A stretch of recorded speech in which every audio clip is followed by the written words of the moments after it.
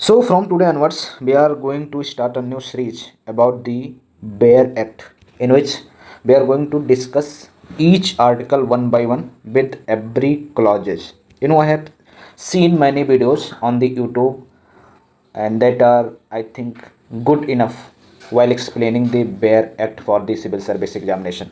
But honestly, after watching this video, you will realize that this was the most useful video for any aspirant, whether he is a serious candidate, I mean to say that, like the Polity or the Bear Act. But some student might think that they are still facing difficulty while grabbing the Polity section, but after watching this video, I am totally honest from my side that you will not going to regret. Okay, so in this video we will discuss from article 1 to 5. I will discuss it with the original text, whatever written in the constitution. Okay, so let us start with the article 1.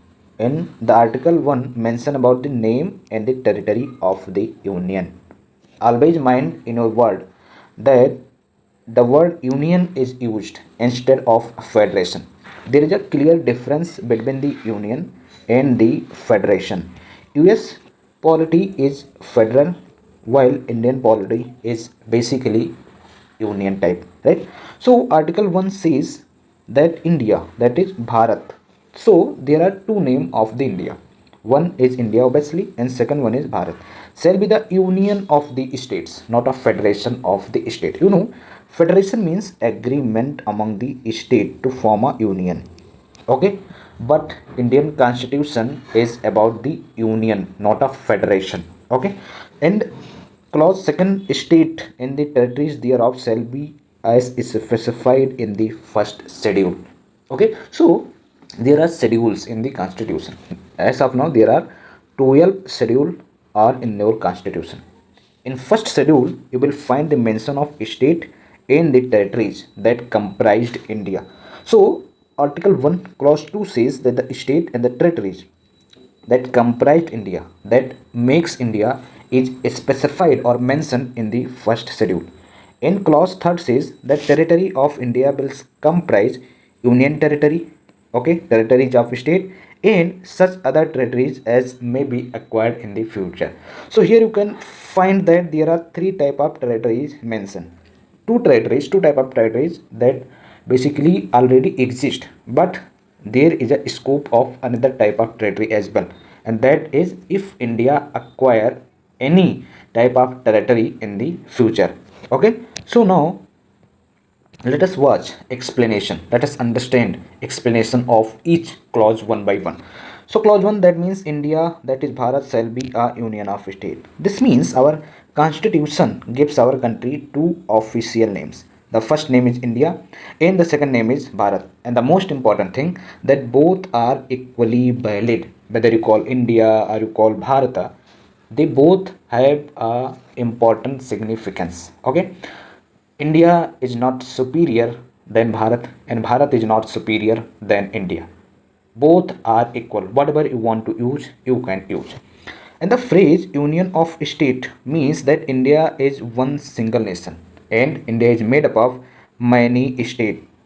Now, the constitution intentionally uses union of the state. Why? Because the country is indestructible and no state has the constitutional right to separate from India. That is the exact meaning why our constitution maker used India, that is union of the state, not a federation of the state, because Indian state that comprised India, or the two territories, union territories that comprised India, is not basis on the agreement.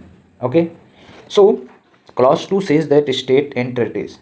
Now constitution does not list the names of state and union territories here, in basically in article 1 clause 2. Instead it refers to the first schedule where all of them are officially mentioned. That is the most important beauty of the Indian constitution, because something that can't be explained in the constitution, because our constitution is too lengthy, and later on you can say they explain it separately in schedules.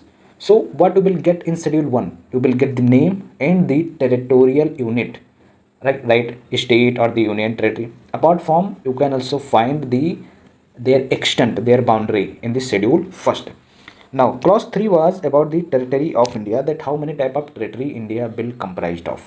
So there are three type of territory that are mentioned. First is obviously a state. Second one is our union territory, but any territory that India may acquire in the future according to the law. And Sikkim is the most important example of it.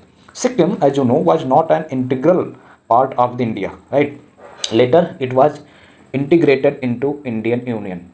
So, Article 3 gave the power that you can acquire foreign territory into Indian Union. Okay. So, now let's suppose Ladakh. Ladakh is an union territory, but it's not a state. Even then, it is an integral part of the India. Okay. But what you need to learn from the exam point of view is important. India, and this is equal to Bharata. Whatever you want to call, you can call. And India is a union of state, not a federation. Federation means simple, that is agreement. Okay, an agreement can be broken, but here state can't be broke away from the Indian Union. They can't be broken. They can't be separate. Okay, they are an integral part of Indian Union, and they can't separate itself from the Indian Union. And first schedule contain the names of the state and union territory. And territory of India comprises three type of territory, that is state, union, and acquired territory, or you are going to acquire some future territory. Okay. Now this was the article first, in which we have read three clauses. Clause 1, okay, India, that is Bharat. Clause 2, the mention of the state and union territory is specified in the schedule 1. And clause 3, that means types of the territory that comprised India.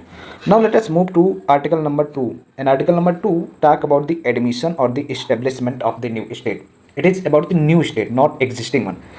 Now what happened, that in 2000 UK was separated from UP. That means Uttarakhand was separated from UP. Jharkhand was separated from Bihar. Okay, and then Chhattisgarh was separated from MP.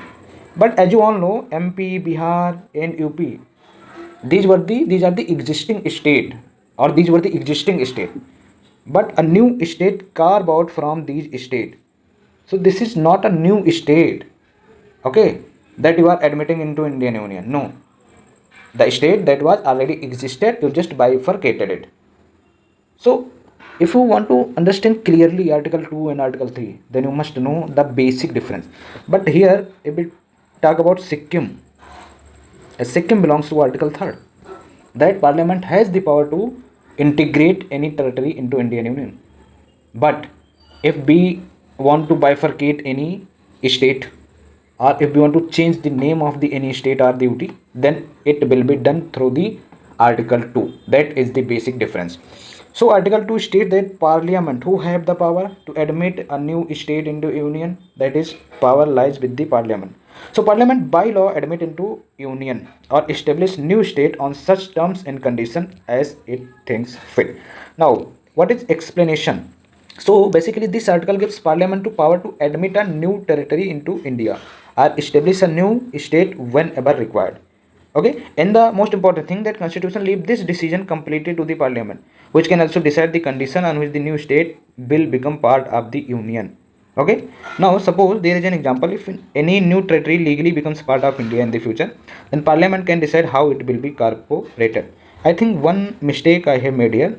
Okay, so article 2 is about the new state, right? These are will explaining article 3. One mistake from my side, and I am saying sorry for it. But bifurcating of the state into two, or the renaming state, will be done by using article 3 by the parliament. But if you are admitting new state, new territory into Indian Union, then parliament by law admit, but through the article 2. Okay, so it was just get swept, just mind it. Okay, now we are explaining article 2. Okay, so parliament by law can admit a new state into union as he thinks fit. Okay, so from the exam point of view, what you should remember, so who has the power to admit new state into Indian Union? That power lies with the parliament, and it deals with the admission or the establishment of new state, and parliament decides the terms and condition. Okay, as you know, Sikkim was originally incorporated into India as a associated state, not fully fledged state. By through the 36th Amendment, Constitution Amendment Act, it became an integral part of India. Okay, so when it was associated state, there were some terms and conditions that is basically derived from the demand of the people of the Sikkim. Okay, and then later on, it was incorporated as a full-fledged state into India. Okay, so terms and condition also be specified by whom? Parliament. Okay.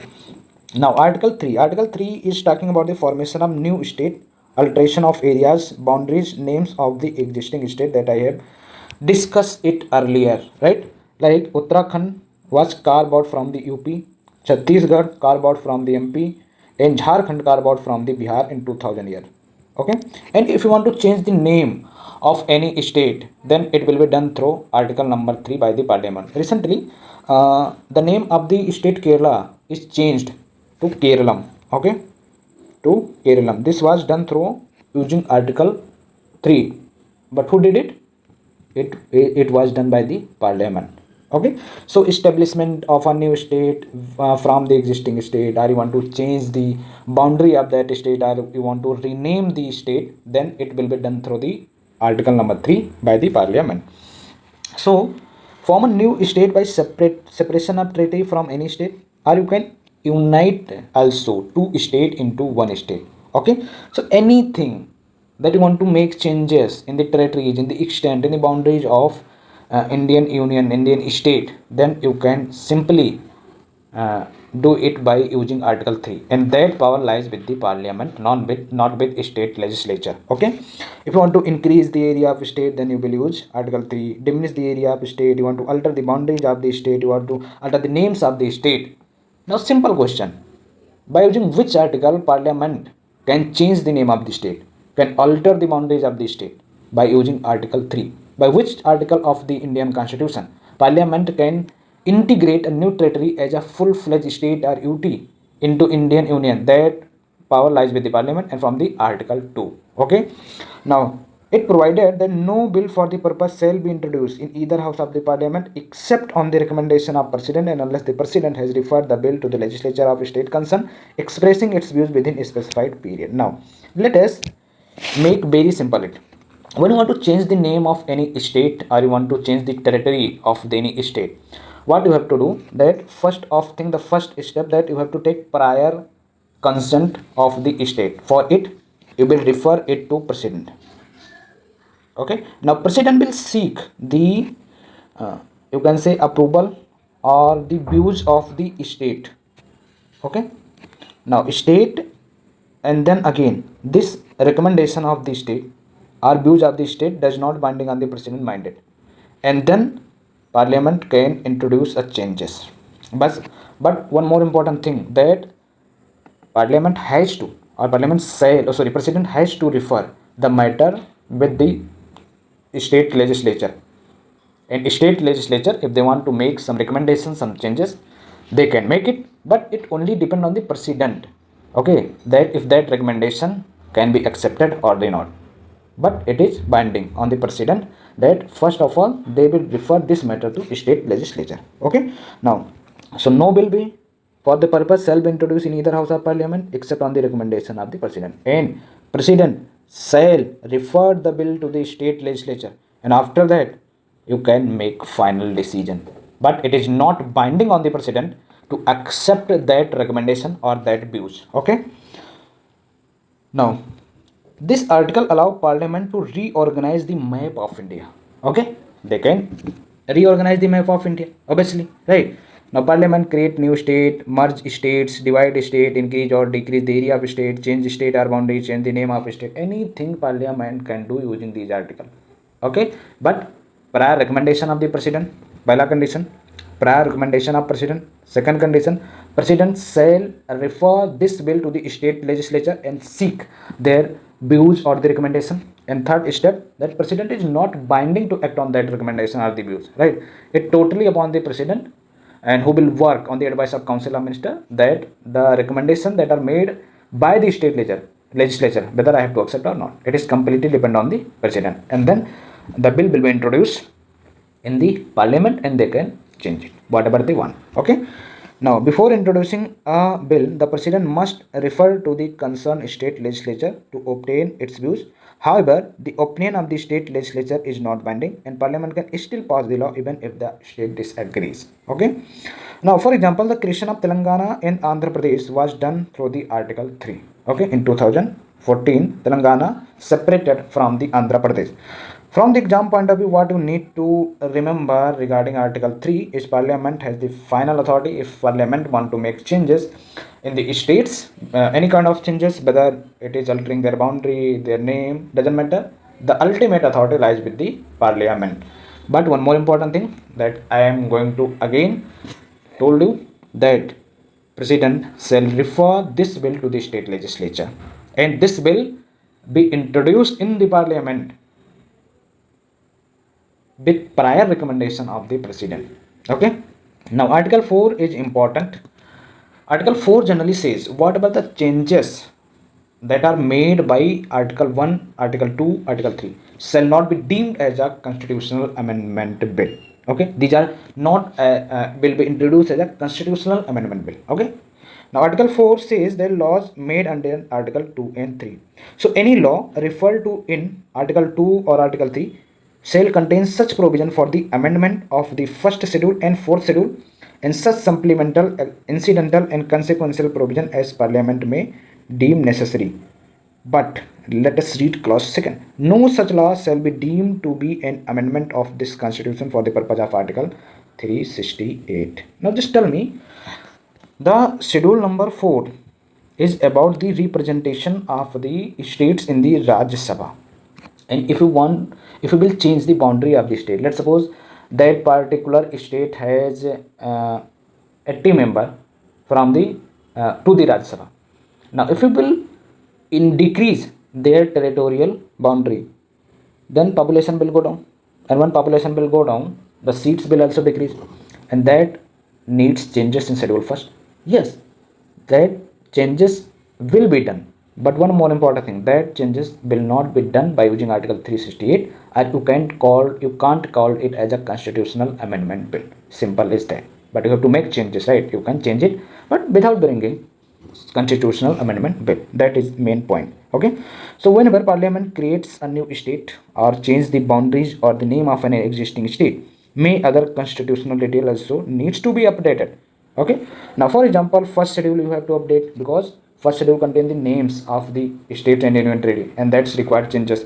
Fourth schedule also I have told you representation of the people in the representation of the state in Rajya Sabha, that needs also changes in parliament representation system, but that is not will be done through the constitutional amendment act. That is need to understand. Now Article 4 allows parliament to make all these changes through the same law. Most important, such law is not treated as constitutional amendment act constitutional amendment bill, or act you can say Article 368. Therefore it can be passed by simple majority because constitutional amendment bill required a special type of majority to be passed in the both houses. Okay, so this can be done by using simple majority, that you need to keep in your mind. Okay, exam point of view, that Article 4 is somehow related to Article 2 and 3. It is not a constitutional amendment, hence it can be passed by using simple majority, through the simple majority. Okay, so these are the most important information about the Article 4 that you should keep in mind. Now last article for today about the Article 5, and after this we covered part 1. Okay, and part 1 is done. Now we will discuss in the next part 2 about the citizenship. So Article 5 says citizenship at the commencement of the constitution. Okay, here is a 5 article. Okay, 5 to 11. So let us discuss one article in this video about the citizenship, but this is belongs to part 2. Now Article 5 says at the commencement of this constitution, every person who has his domicile in the territory of India, and now what end is important, that was born in the territory of India was born, but what is cutoff date when he was or she was born? There should be a cutoff date, right? Yes, there is a cutoff date, and that is mentioned in the Citizenship Act of 1955. Okay, either of whose parents, maybe his mother or maybe his father, was born in the territory of India, but when they are born, that also needs a cutoff date. That is also specified in the Citizenship Act 1955. Okay, and C1 who has ordinarily resident in the territory of India not less than 5 years immediately preceding such commencement. So Article 5 is talking about the at the time of the commencement who will be considered as a citizen of India. And the constitution itself or Article 5 itself says that there will be three type of citizens. One, who born in India, whose either parents born in India, okay, and who are the ordinary resident but not less than 5 years immediately preceding of the commencement. Let's suppose the commencement of the constitution was take place in 1950, sorry. Now not less than 5 years mean 1945. From 1945 onwards to till 1950, he or she should be a resident of the resident in the Indian, okay. But who will decide the cutoff date, that when he was born, when his parents or her parents was born? That is mentioned, or that power lies with the parliament, okay. So when the constitution came into force on 26 Jan 1950, it had to decide who would be the automatically become an Indian citizen.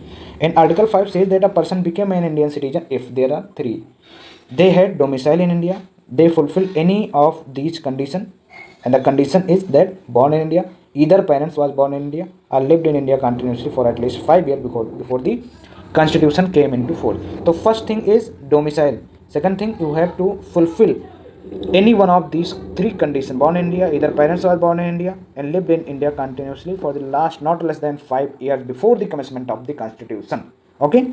And they will be the citizen of India, okay. But the main twist is about the cutoff date, okay. So today citizenship is mainly governed by the Citizenship Act of 1955, and Article 5 was only for the deciding citizenship at the commencement of the constitution. From exam point of view, applicable only on 26 Jan 1950. Domicile is compulsory, birth and parentage or 5 years, okay. These are three conditions. Residence, any one condition along with domicile, then you will be the citizen of the India. So what is Article 5? Article 5 is basically describe who will be the citizen at the time of the commencement of the constitution. And they are saying that who domicile, and second one has three conditions: was born in India, whose parents born in India are living in India not less than 5 years before the commencement of the constitution, okay. These are three conditions, and if you are eligible, and you can say that if you are passing all these conditions, then you will be the what citizen of India. And I already told you that the cutoff date from where it will be taken into consideration, that when he or she was born, where he or she her parents was born, it is driven or the laws made by the parliament, who made the law Citizenship Act 1955. I hope from Article 1 to 5 I have clearly explained it, and if you will support me, if you will like it, share it, I am promising you that I will make a complete series in which we will going to cover each article one by one with all the clauses with example, okay, in easy and simplest way. So just share it and don't forget to like it, and also let us know your thought as well, whether we should continue this series or not.